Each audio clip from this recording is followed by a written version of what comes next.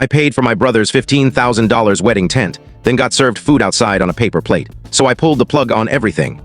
Push that unfamiliar person far from me. He doesn't suit this place. My sibling shouted about the $15,500 wedding tent I'd helped finance, then saw his entire festivity collapse. I answered by terminating every arrangement and stopping the gathering. My sibling glowered at me, declaring, "We've all settled that you're not in the wedding crew," as he passed me a frail paper dish outside the tent. His words were frigid, definite, as if he felt he was saving me by speaking plainly. Then arrived the genuine sting. His new bride's father, a figure I'd scarcely known, snickered and stated actual kin feast within. I peered at the dish, slim and quivering in my grasp, as though it perceived my isolation. Beneath the vast white tent, chuckles resounded, tiny bulbs sparkled, and I could envision the refined adornments. The fragrance of spice-cooked poultry floated from the meal's spread. Cups chimed, yet I was prohibited from stepping in, not even granted a bite. My identity was omitted from the placement guide, not at the lead bench, not with the kinfolk, nowhere. I lingered there, bobbing my head foolishly. I'd aided in funding that tent, settled the meal advance 6 months before, offered my sibling $6,800 when he swore he lacked cash for suppliers. Still, here I stood, unshod on moist turf, gripping a paper dish like an unwanted intruder. "I seek its recovery," I murmured gently. My sibling seemed puzzled. "What?" "The packet." I motioned to the tiny note I'd said in the offering chest earlier. "It's no longer yours."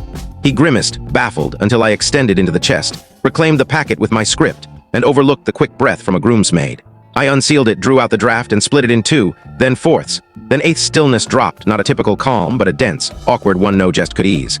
"Spirits tapped for funds don't offer treasures," I announced, flinging the torn scraps into a waste bin.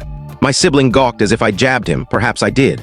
They started imploring. His bride-to-be's mother mumbled something. My mother dashed out from the tent, eyes popping, as if she'd only now remembered I was alive.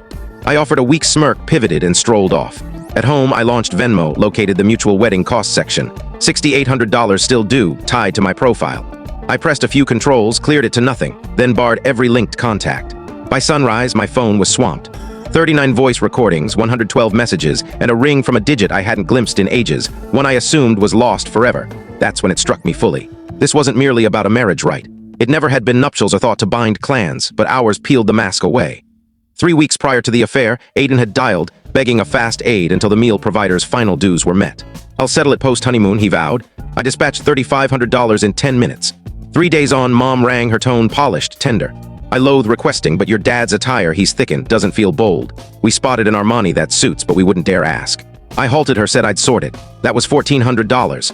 The week after, Carla, Aiden's betrothed, messaged, "The cameraman's offer skips aerial views. Can you pitch in? We'd be ever thankful." We can't share the full story in this short video. Click the link in the description to watch the complete story. For more videos like this, don't forget to subscribe to our channel and give this video a like.